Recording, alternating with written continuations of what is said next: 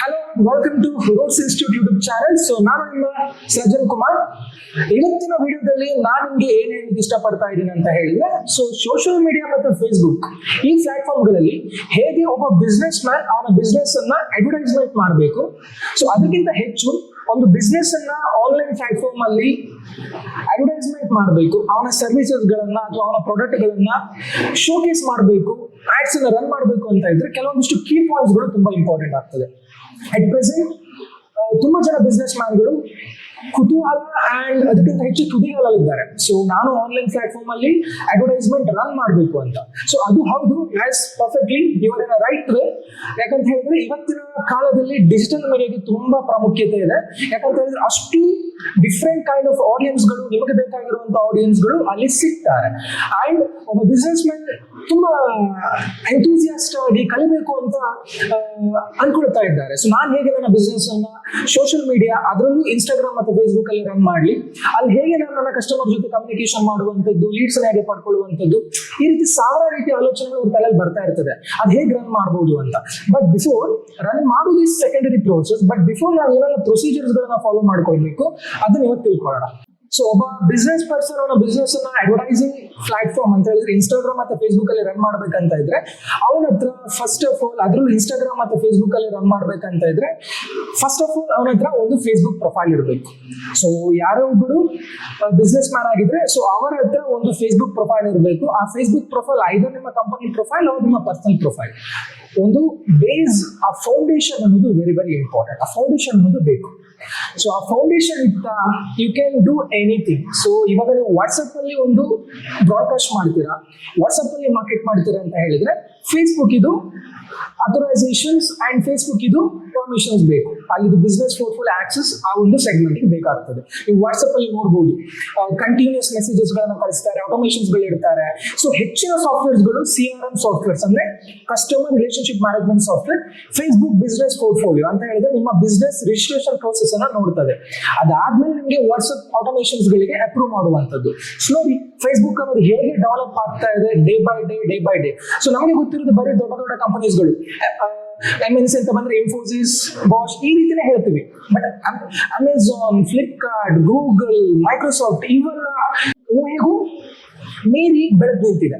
So ಎಷ್ಟು ಜನ ಗೊತ್ತಿಲ್ಲ ಈ ಫೇಸ್ಬುಕ್ ಕಮ್ಯುನಿಟೀಸ್, ಫೇಸ್ಬುಕ್ ಒಂದು ಎಂಪೈರ್ ನೋಡಿದ್ರೆ ಅದು ಎಲ್ಲ ಒಂದು ಸೆಗ್ಮೆಂಟ್ ಗಿಂತ ತುಂಬಾ ಬೆಳೀತಾ ಇರೋ ಸೆಗ್ಮೆಂಟ್ ಅಂಡ್ ಅಷ್ಟು ಅದಕ್ಕೆ ಪ್ರಾಮುಖ್ಯತೆ ಇದೆ. ಸೊ ಆ ರೀಸನ್ ಇಂದ ನೀವು ಇಲ್ಲಿ ಒಂದು ಸೆಗ್ಮೆಂಟ್ ಅಲ್ಲಿ ಏನೋ ಅಡ್ವರ್ಟೈಸ್ಮೆಂಟ್ ಅನ್ನ ರನ್ ಮಾಡ್ತೀರಾ, ಆಡ್ಸ್ ಅನ್ನ ರನ್ ಮಾಡ್ತೀರಾ ಅಂತ ಇದ್ರೆ ಮೊದಲಿಗೆ ನಿಮ್ಮದು ಫೇಸ್ಬುಕ್ ಪ್ರೊಫೈಲ್ ಇರಬೇಕು. ಅಂಡ್ ಪ್ರೊಫೈಲ್ ಅಂಡರ್ ಅಲ್ಲಿ ನೀವೇನ್ ಮಾಡುವಂತದ್ದು ನಿಮ್ಮ ಬಿಸ್ನೆಸ್ ಪೇಜಸ್ ಅನ್ನ ಮಾಡುವಂತದ್ದು. ಸೊ ಬಿಸ್ನೆಸ್ ಪೇಜ್ ಅಂತ ಹೇಳಿದ್ರೆ ನಿಮ್ದು ಫಾರ್ ಎಕ್ಸಾಂಪಲ್ ಯಾವ್ದೋ XYZ ಬಿಸ್ನೆಸ್ ಇದೆ, ಆ ಬಿಸ್ನೆಸ್ ನಿಮ್ಮ ಪ್ರೊಫೈಲ್ ಅಂಡರ್ ಅಲ್ಲಿ ಮಾಡುವಂತದ್ದು. ಸೊ ಒನ್ಸ್ ನೀವು ಬಿಸ್ನೆಸ್ ಪೇಜ್ ನ ಕ್ರಿಯೇಟ್ ಮಾಡಿ ಸ್ವಲ್ಪ ದಿನ ವೇಟ್ ಮಾಡಬೇಕು. ಇವತ್ತು ನಾನು ಫೇಸ್ಬುಕ್ ಪ್ರೊಫೈಲ್ ಕ್ರಿಯೇಟ್ ಮಾಡಿದೆ, ಸೊ ಇವತ್ತೇ ನಾನು ಬಿಸ್ನೆಸ್ ಪೇಜಸ್ ಅನ್ನ ಕ್ರಿಯೇಟ್ ಮಾಡ್ತೀನಿ, ಇವತ್ತೇ ನಾನು ಅಡ್ವರ್ಟೈಸ್ಮೆಂಟ್ ಅನ್ನ ರನ್ ಮಾಡ್ತೀನಿ. ನೋ ಹಾಗೆ ಆಗಲ್ಲ. ಕೆಲವೊಮ್ಮೆ ಹಾಗೆ ಮಾಡ್ಬೋದು, ಆಗಲ್ಲ ಅಂತ ಹೇಳಿದ್ರೆ ಮುಂದೆ ಫ್ಯೂಚರ್ ಅಲ್ಲಿ ನೀವು ಅದರಲ್ಲಿ ರಿಜಿಸ್ಟ್ರೇಷನ್ ಮಾಡಿ ಆಡ್ ಅಕೌಂಟ್ ಅನ್ನ ಮಾಡಿ ರನ್ ಮಾಡುವಾಗ ಸಸ್ಪೆಂಡ್ ಆಗೋ ಚಾನ್ಸಸ್ ತುಂಬಾ ಇರ್ತದೆ. ಆ ರೀಸನ್ ಇಂದ ನೀವು ಈಗ ಬಿಸ್ನೆಸ್ ಪ್ರೊಫೈಲ್, ನಿಮ್ಮ ಹತ್ರ ಫೇಸ್ಬುಕ್ ಪ್ರೊಫೈಲ್ ಇಲ್ಲ ಅಂತ ಹೇಳಿದ್ರೆ ನೀವು ಏನ್ ಮಾಡ್ಬೇಕಂತ ಹೇಳಿದ್ರೆ ಫಸ್ಟ್ ಫೇಸ್ಬುಕ್ ಪ್ರೊಫೈಲ್ ನ ಕ್ರಿಯೇಟ್ ಮಾಡ್ಕೊಳ್ಳಿ. ಅದಕ್ಕೊಂದಿಷ್ಟು ಜೆನ್ಯೂನ್ ಫಾಲೋವರ್ಸ್ ಗಳನ್ನ, ನಿಮ್ಮ ಫ್ರೆಂಡ್ಸ್ ಗಳನ್ನ ಟ್ಯಾಗ್ ಮಾಡ್ಕೊಳ್ಳಿ, ಫಾಲೋವರ್ಸ್ ಅನ್ನ ಗೇನ್ ಮಾಡ್ಕೊಳ್ಳಿ.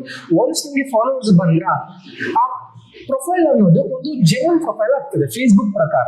ನೆಕ್ಸ್ಟ್ ಅದ್ರ ಅಂಡರ್ ಅಲ್ಲಿ ಬಿಸ್ನೆಸ್ ಪೇಜಸ್ ಅನ್ನ ಮಾಡಿ, ಆ ಬಿಸ್ನೆಸ್ ಪೇಜಸ್ ಸ್ವಲ್ಪ ಟೈಮ್ ವೇಟ್ ಮಾಡಿ, ಎಲ್ಲ ಬಿಸ್ನೆಸ್ ಇನ್ಫಾರ್ಮೇಶನ್ಸ್ ಆ ಬಿಸ್ನೆಸ್ ಪೇಜಸ್ ಗೆ ಕೊಡಿ. ಸೊ ಒನ್ಸ್ ನೀವು ಆ ಬಿಸ್ನೆಸ್ ಇನ್ಫಾರ್ಮೇಶನ್ ಆ ಬಿಸ್ನೆಸ್ ಪೇಜಸ್ ಗೆ ಕೊಟ್ಟ ಆದ್ಮೇಲೆ ಸ್ವಲ್ಪ ವೆಯ್ಟ್ ಮಾಡಿ ನೆಕ್ಸ್ಟ್ ನಾವೇನ್ ಮಾಡ್ಬೇಕಂತ ಹೇಳಿದ್ರೆ ಅದರಲ್ಲಿ ಒಂದು ಬಿಸ್ನೆಸ್ ಪೋರ್ಟ್ಫೋಲಿಯೋ ರಿಜಿಸ್ಟ್ರೇಷನ್ ಮಾಡಬೇಕು. ಬಿಸ್ನೆಸ್ ಪೋರ್ಟ್ಫೋಲಿಯೋ ಅಂತ ಹೇಳಿದ್ರೆ ನಿಮ್ಮ ಬಿಸ್ನೆಸ್ ರಿಜಿಸ್ಟ್ರೇಷನ್ ಅಲ್ಲಿ ಮಾಡಬೇಕು. ಸೊ ನಿಮ್ಮ ಬಿಸ್ನೆಸ್ ರಿಜಿಸ್ಟ್ರೇಷನ್ ಅಂತ ಹೇಳಿದ್ರೆ ನಿಮ್ಮ ಅಡ್ಮಿನ್, ಇಮೇಲ್, ಬಿಸ್ನೆಸ್ ಹೆಸರು, ನಂಬರ್ ಎಲ್ಲ ಕೊಟ್ಟು ಆ ಒಂದು ಪೋರ್ಟಲ್ ಅಲ್ಲಿ ರಿಜಿಸ್ಟ್ರೇಷನ್ ಮಾಡ್ಲಿಕ್ಕೆ ಇರ್ತದೆ. ಸೊ ಆಲ್ರೆಡಿ ನಿಮ್ಮ ಬಿಸ್ನೆಸ್ ಹೆಸರು ಇನ್ನೊಬ್ರು ತಗೊಂಡು ರಿಜಿಸ್ಟ್ರೇಷನ್ ಮಾಡಿದ್ರೆ ಆ ಹೆಸರಲ್ಲಿ ಇನ್ನೊಂದು ರಿಜಿಸ್ಟ್ರೇಷನ್ ಮಾಡ್ಲಿಕ್ಕೆ ಆಗಲ್ಲ. ಆದ್ರೆ ಇನ್ನೊಂದು ಏನಂತ ಹೇಳಿದ್ರೆ ಎಷ್ಟು ಸಹ ಬಿಸ್ನೆಸ್ ಪೇಜಸ್ ಅನ್ನ ಕ್ರಿಯೇಟ್ ಮಾಡಬಹುದು. ಅಂದ್ರೆ ಈಗ ಫಾರ್ ಎಕ್ಸಾಂಪಲ್ ನಾನು ರೂಟ್ಸ್ ಇನ್ಸ್ಟಿಟ್ಯೂಟ್ ಅನ್ನೋ ಪೇಜ್ ತಗೊಳ್ತೇನೆ, ಎಷ್ಟು ಸಹ ಬಿಸ್ನೆಸ್ ಪೇಜಸ್ ಅನ್ನ ಮಾಡಬಹುದು. ಆದ್ರೆ ಬಿಸ್ನೆಸ್ ರಿಜಿಸ್ಟ್ರೇಷನ್ ಮಾಡಕ್ಕಾಗೋದು 2 ಮಾತ್ರ. ಐದರ್ ಎರಡು ಪೇಜ್ಗೆ ಮಾತ್ರ ನನ್ನ ಒಂದು ಪರ್ಸನಲ್ ಪ್ರೊಫೈಲ್ ಅಲ್ಲಿ ಮಾಡ್ಲಿಕ್ಕೆ ಆಗುವಂತದ್ದು. ಈಗ ಸೃಜನ್ ಅನ್ನೋ ಒಂದು ಫೇಸ್ಬುಕ್ ಪರ್ಸನಲ್ ಪ್ರೊಫೈಲ್ ಇದ್ರೆ ಅದ್ರ ಕೆಳಗಡೆ ಎಷ್ಟು ಸಹ ಬಿಸ್ನೆಸ್ ಪೇಜಸ್ ಗಳನ್ನ ಮಾಡಬಹುದು. ಆದ್ರೆ ನಾನು ಮಾಡಿರೋ ಪೇಜಸ್ ಗಳಲ್ಲಿ ಖಾಲಿ 2ಕ್ಕೆ ಮಾತ್ರ ನಾನು ಬಿಸ್ನೆಸ್ ರಿಜಿಸ್ಟ್ರೇಷನ್ ಮಾಡಕ್ಕಾಗ್ತದೆ. ಹಾಗಂತ ನಾನು ಬಿಸ್ನೆಸ್ ರಿಜಿಸ್ಟ್ರೇಷನ್ ಹೋಲ್ಡ್ ಮಾಡ್ಲಿಕ್ಕೆ ಆಗಲ್ಲ ಅಂತ ಅಲ್ಲ. ಬೇಕಾದ್ರೆ ನಾವು ಏನ್ ಮಾಡ್ಬೋದು, ಬೇರೆಯವ್ರ ಅಂಡರ್ ಅಲ್ಲಿ ಕ್ರಿಯೇಟ್ ಆಗಿರೋ ರಿಜಿಸ್ಟ್ರೇಷನ್ ಪ್ರೋಸೆಸ್ ಅನ್ನ ನನ್ನ ಅಂಡರ್ಗೆ ಆಕ್ಸೆಸ್ ಅನ್ನ ತಗೊಳ್ಬಹುದು. ಇದು ಫಸ್ಟ್ ವೇ. ಸೊ ಒನ್ಸ್ ಈ ರಿಜಿಸ್ಟ್ರೇಷನ್ ಪ್ರೋಸೆಸ್ ಆದ್ಮೇಲೆ, ಸೊ ಈ ರಿಜಿಸ್ಟ್ರೇಷನ್ ಪ್ರೋಸೆಸ್ಗೆ ನೀವು ಕೊಡುವಂತ ಹೆಸರು ಯುನಿಕ್ ಆಗಿರ್ಬೇಕು, ಆಲ್ರೆಡಿ ಅದನ್ನ ಯೂಸ್ ಮಾಡಿರಬಾರ್ದು. ಈ ರಿಜಿಸ್ಟ್ರೇಷನ್ ಪ್ರೋಸೆಸ್ ಎಲ್ಲ ಆದ್ಮೇಲೆ ನಾವೇನ್ ಮಾಡುವಂತದ್ದು, ಅದರಲ್ಲಿ ಈಗ ಬ್ಯಾಂಕಿಂಗ್ ಒಂದು ಅಕೌಂಟ್ ನಂಬರ್ ಅಂತ ಇರ್ತದೆ. State Bank, Bank of Baroda, anything you consider, ಎಲ್ಲದಕ್ಕೂ ಒಂದು ಅಕೌಂಟ್ ನಂಬರ್ ಅಂತ ಇರ್ತದಲ್ವಾ. ಸೊ ಅದೇ ರೀತಿ ನಿಮ್ಮ ಬಿಸ್ನೆಸ್ ರಿಜಿಸ್ಟ್ರೇಷನ್ ಕೂಡ ಒಂದು ನಂಬರ್ ಇರ್ತದೆ. ಅದರ ಅಂಡರ್ ನೀವು ಒಂದು ಅಕೌಂಟ್ ನಂಬರ್ ನ ಕ್ರಿಯೇಟ್ ಮಾಡಬೇಕು. ಒನ್ಸ್ ನೀವು ಅಕೌಂಟ್ ನಂಬರ್ ನ ಕ್ರಿಯೇಟ್ ಮಾಡಿದ್ರೆ ಫೈನಲೈಸ್ ನೀವೇನ್ ಮಾಡಬೇಕು, ಅಕೌಂಟ್ ನಂಬರ್ಗೆ ಒಂದಿಷ್ಟು ಅಡ್ವರ್ಟೈಸಿಂಗ್ ಬಜೆಟ್ ಅನ್ನ ಹಾಕ್ಲಿಕ್ಕೆ ಇರ್ತದೆ. ಆ ಬಜೆಟ್ ಅನ್ನ ಯೂಸ್ ಮಾಡಿಕೊಂಡು ಆ ಅಕೌಂಟ್ ನಂಬರ್ ಅಲ್ಲಿ ನೀವು ಕ್ಯಾಂಪೇನ್ಸ್ ಅನ್ನ ಸೆಟ್ ಮಾಡಿ ನೀವು ಇನ್ಸ್ಟಾಗ್ರಾಮ್, ಫೇಸ್ಬುಕ್ ಈ ಡಿಜಿಟಲ್ ಮೀಡಿಯಾಸ್ ಗಳಲ್ಲಿ ಅಡ್ವರ್ಟೈಸ್ಮೆಂಟ್ ಅನ್ನ ರನ್ ಮಾಡುವಂಥದ್ದು. ಇದಿಷ್ಟು ಪ್ರೋಸೆಸ್ ಇದೆ. ನಿಮ್ಮ ಕಣ್ಣೆದುರುಗಡೆ ಒಂದು ಆಡ್ ಅಂತ ಬರ್ತದಲ್ಲ, ಅದರ ಹಿಂದ್ಗಡೆ ಕಂಟೆಂಟ್ ಕ್ರಿಯೇಷನ್ಸ್ ಇರ್ತದೆ, ಗ್ರಾಫಿಕ್ ಡಿಸೈನರ್ ವರ್ಕ್ ಇರ್ತದೆ, ವಿಜುವಲೈಸೇಷನ್ ಪ್ರೋಸೆಸ್ ಇರ್ತದೆ.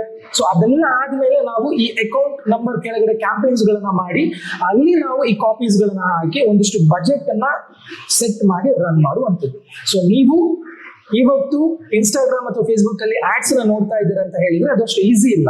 ಈ ಎಲ್ಲ ಪ್ರೋಸೆಸ್ ಅನ್ನ ದಾಟಿ ಅದಾದ್ಮೇಲೆ ಫೈನಲೈಸ್ ಆಗಿ ನಿಮ್ಮ ಕಣ್ಣಿಂದ ಬರುವಂತದ್ದು. ಸೊ ಆ ರೀಸನ್ ಇಂದ ಯಾವುದೋ ಒಂದು ಬಿಸ್ನೆಸ್ ಪರ್ಸನ್ ಈ ಒಂದು ಮೀಡಿಯಾಸ್ ಗಳಲ್ಲಿ ಪ್ರಮೋಷನ್ ಮಾಡ್ತಾ ಇದ್ರೆ ಅಟ್ಲೀಸ್ಟ್ ಅದನ್ನ ಸ್ವಲ್ಪ ಒಂದು 2 minutes ಆದ್ರೂ ಓದಿ. ಯಾಕಂತ ಹೇಳಿದ್ರೆ ಅವ್ರ ಶ್ರಮ ವೇಸ್ಟ್ ಆಗಬಾರ್ದು. ಶ್ರಮ ಪಟ್ಟು ಪ್ರಮೋಷನ್ಸ್ ಮಾಡ್ತಾ ಇರ್ತಾರೆ. ಅಟ್ಲೀಸ್ಟ್ ಒಂದು 1 minute ಆದ್ರೂ ಏನ್ ಕೊಟ್ಟಿದ್ದಾರೆ ಕಂಟೆಂಟ್ ಅನ್ನ ಓದಿ. ನೀವು ಅಪ್ಲೈ ಮಾಡ್ಬೇಕಂತಲ್ಲ ಅಥವಾ ಕಾಲ್ ಮಾಡ್ಬೇಕಂತಲ್ಲ, ಜಸ್ಟ್ ಆ ಕಂಟೆಂಟ್ ಅನ್ನ ಓದಿ. ಅನ್ನೆಸೆಸರಿ ಯಾವುದೋ ಒಂದು ರೀಲ್ಸ್ ಗಳಿಗೆ ಟೈಮ್ ವೇಸ್ಟ್ ಮಾಡ್ತೀರಾ. ಒಂದು ಒಳ್ಳೆ ಬಿಸ್ನೆಸ್ ಪರ್ಸನ್ ಅವನ ಸ್ಟಾರ್ಟ್ಅಪ್ ಅನ್ನ ಗ್ರೋ ಮಾಡ್ತಾ ಇರ್ತಾನೆ ಅಥವಾ ಒಳ್ಳೆ ಹೆಲ್ದಿ ವಿಚಾರಗಳನ್ನ ಶೇರ್ ಮಾಡ್ಕೊಳ್ತಾ ಇರ್ತಾನೆ. ಅಂತ ಕಂಟೆಂಟ್ಸ್ ಗಳಿಗೆ ಸ್ವಲ್ಪ ಗಮನ ಕೊಡಿ. ಎಜುಕೇಶನ್ ಸೆಕ್ಟರ್ ಅಲ್ಲಿ ಇರೋರಿಗೂ ಅಥವಾ ಬಿಸ್ನೆಸ್ ಪರ್ಸನ್ ಗಳಿಗೂ ತುಂಬಾ ಸಪೋರ್ಟ್ ಅನ್ನು ಕೊಟ್ಟು ಗ್ರೋ ಆಗ್ಲಿಕ್ಕೆ ಒಂದು ವೇ ಮಾಡ್ಕೊಡಿ. ಸೊ ಇವತ್ತಿನ ವಿಚಾರನ ನೀನ್ ಹೇಳ್ಬೇಕು ಅನ್ಕೊಂಡಿದ್ದೆ, ಈ business registration process, ad account creations, ಇದನ್ನ ನಾನು ನಿಮ್ಮ ಬಳಿ ಹೇಳಿದ್ದೇನೆ. ಸೊ ಇದರಲ್ಲಿ ಇನ್ನೂ ತುಂಬಾ ವಿಚಾರಗಳಿದೆ, ಅದನ್ನ ನಾನು ಮುಂದಿನ ವಿಡಿಯೋಸ್ಗಳಲ್ಲಿ ನಿಮಗೆ ತಿಳಿಸ್ತಾ ಹೋಗ್ತೀನಿ.